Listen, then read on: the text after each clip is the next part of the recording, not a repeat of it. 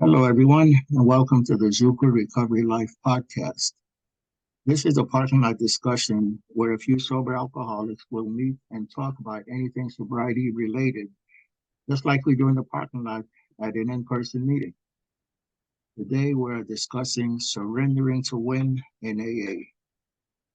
We did this yesterday, so this is part two. And today we have Nicole that's with us from Toronto, Canada. So, Nicole, introduce yourself. Tell us how long you've been sober. And, take it I'm from there. Nicole. I'm an alcoholic, grateful alcoholic, and I've been sober now just over 13 months. Thank you, Nicole. So, surrendering to win. What does that mean to you? Surrender to win. That encompasses so much. The gift of desperation. It starts with the willingness. For me, my experience was, I had to admit complete defeat. And I had to be willing to hand over everything, absolutely everything, not just part of, but absolutely everything, my entire life. I think for me, what did it was that I had tried everything on my own and tried to do things on my own, and I couldn't. And it's like having the courage to, I do believe that fear gives you courage. So, being able to walk through your fear with courage, and surrendering is giving up your entire life to a higher power. And so whatever conception that is for you, for me, it's God. And I handed everything over. I think for me, I got to the point where I just didn't want to live. So that fear of not knowing, and the fear of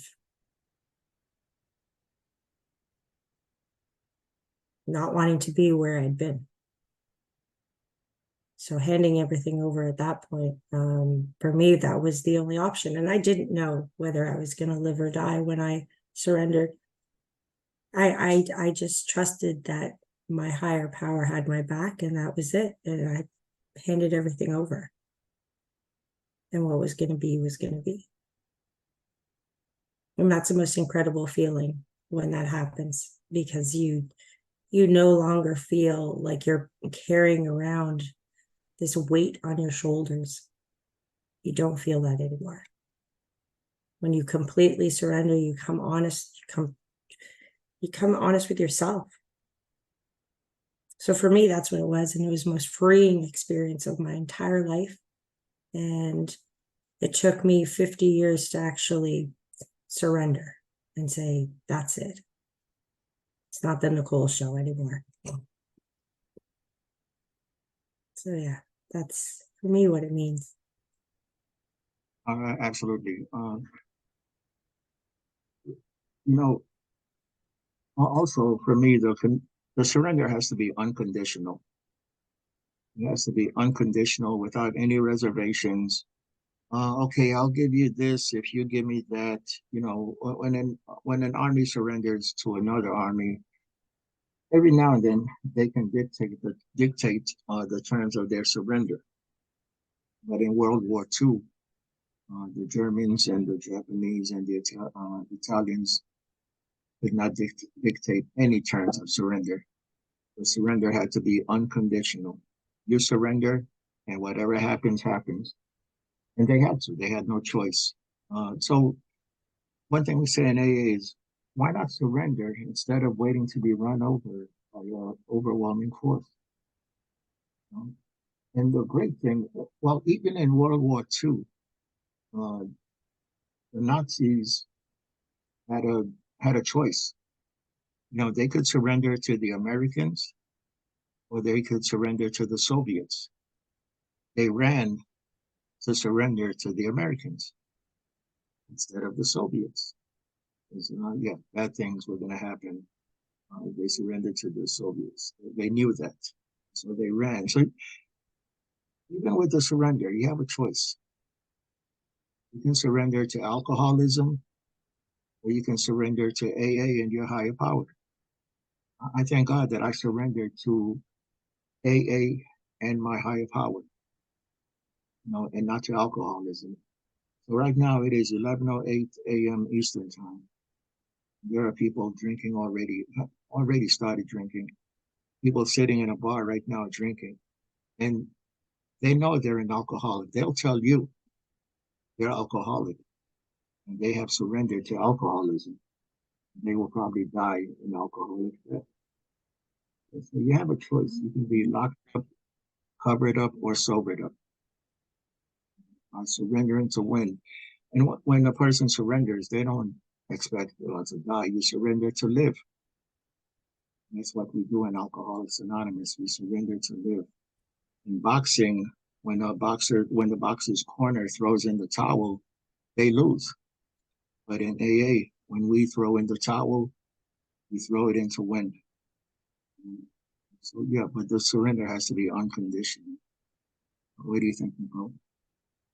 Yeah, I like that part. I like how you explained that. The unconditional part, I think that we get to a point, I got to a point where I lived a life where I negotiated everything and tried to manipulate everything to get what I wanted. That's the way I rolled. That's the way it worked. And I didn't know any different other than that. And like you said, I woke up every morning and I took a drink. I took a drink at the end, every 15 minutes. And that's reality. That is reality for most of us. We get to that point. But the most amazing thing is, and I like the fact too that you said it's AA and our higher power. It's both. It's working this program and believing in a higher power, and that's the only way it can work. It's we can stop drinking. That's really easy. We say this, we can stop drinking for a day, a month, whatever. We're not going to stay stopped. We'll always pick up a drink. And there's a chance even for me today. It's this 24 hours. I could pick up a drink tomorrow. But if I don't work the program and I'm not committed to working the program, and I don't surrender every single morning. But people say sometimes, they surrender once and then maybe they don't, they surrender and then that's it. I feel like I surrender every day. I don't know. What are your thoughts on that? I'm one of those people. I've only done it once. I've only done it once. I've only done steps 1, 2, and 3 one time. But that's the great thing about this program is you can customize it to your specifications. I don't tell anyone what they need to do. I tell you what works for me, how I live this thing. Yeah. So the reason I say I've only done it once is I'm married. I don't wake up every day and marry my wife again. No, I don't wake up every day and renew my vows. I knew it was a lifetime commitment. Now you can have a 20-year vow renewal, 30-year vow renewal, fine. But I don't wake up every day and remarry. And also, if I had, if I took steps 1, 2, and 3 without any reservations, why do I need to do them again? It's not for me, it's not a matter of doing these steps over and over and over.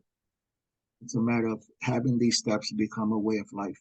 So steps 1, 2, and 3 are just a way of life for me. And I thank God that I'm in that state of neutrality where I don't wake up and choose to drink. I don't wake up and choose not to drink. My God, you'll hear some podcasts, you'll hear some people in AA, they'll want to fight you. I wake up and I choose not to drink every day. Okay, so what's going to happen one day? Let's say you have 50 years. If I woke up and chose not to drink every day, on my 50th year, am I going to wake up and choose to drink? I don't wake up to choose not to drink any more than I wake up and choose not to rob a bank. I don't wake up and, gee, today I'm not going to rob a bank. Today I'm choosing not to drink. No, I'm in that state of neutrality. I don't even think about alcohol till I get to a damn meeting sometimes. So again, that's me. I've only done steps 1, 2, and 3 once, and they become a way of life. Some people say that they're in a state of surrender for the rest of their lives. And I'll go back to the World War II analogy. Uh, Germany and Japan and Italy, to a certain extent, let a power greater than themselves come in and restore them, the Allies, the Americans. They're, no, they're not in a state of surrender now. So why should I be in a state of surrender for the rest of my life? Germany is independent. Japan is independent for the most part. Yeah, no, they're independent. No, I have my higher power to help me get my independence. So again, I'm not in a state of surrender. I don't wake up and surrender every day. I just wake up and live life every day because of that state of neutrality. So that's how I live it. I feel like now that the longer that I'm sober, and the more I'm growing within the steps, it's just a way of life and that state of neutrality. And I can relate to a lot of times I don't even think about alcohol until I come to a meeting and it's brought up. I don't think about it. It's just not part of my life. And I no longer think about it, which is incredible, which is a miracle because that's all I thought about before. And that's living the steps. It becomes a part of your life. And I say this to many, becomes a part of your life where you're working them and you're not even knowing that you're working them because you're living the principles. You're living the principles that we practice. And that's just how we live our lives, which is the most beautiful thing. That's the freeing thing. I like how you said 1, 2, and 3. Yeah, I don't redo those. Those are done. Those are done. But I'm living in all the steps. It's living through me, which is incredible. I like the fact too, you heard this once, when you look at someone, if they're practicing the program, if they're living the program, by what they do, by the way they live their life. And I believe that to be true, very true. It's not like that. That's it. I hear people say they're grateful. Some people even have grateful as part of their Zoom name. Um, I don't give a crap. Sponsees, I tell them, I don't give a crap what you say. What you say means nothing to me. Let me see what you do. Just like what I say should mean very little. What do I do? Action speaks louder than words. So yeah, gratitude is an action word. Then show me how grateful you are. Show me how you live this thing. Some people will beat you over the head with the big book. They can quote it. They know directly where to go in the big book in a moment's notice. They'll beat you over the head with the big book, just like some people will beat you over the head with the Bible. But they don't live it. They don't live the big book. Some people don't live the Bible. I don't care about that stuff. It means very little to me. Let me see it. It's just the same. I don't do a gratitude list. I just don't do a gratitude list. I'm grateful and I show that I'm grateful and that's how I live my life. I don't need to do a list. We'll do a podcast on gratitude soon. Absolutely. In 40 years, I've never done a gratitude list. I don't need it. And you're looking at we'll discuss that the gratitude podcast. Maybe, yeah, we'll do that next. I think that's a good idea. That next. All right. Anything else, Nicole? Oh, this is excellent. Enjoyed. So let us close in our usual way with the Lord's Prayer. Who helps us surrender to one in AA? Our Father, who art in heaven, hallowed be thy name. Thy kingdom come, thy will be done on earth as it is in heaven. Give us this day our daily bread, and forgive and us, forgive us our trespasses, we as forgive we forgive those who us, trespass against us. not Lead into us not into temptation, deliver us from but evil. from evil. For thine is the Thine is the kingdom, power, and the and the glory, glory. forever and ever. Amen. Thanks for everything you do.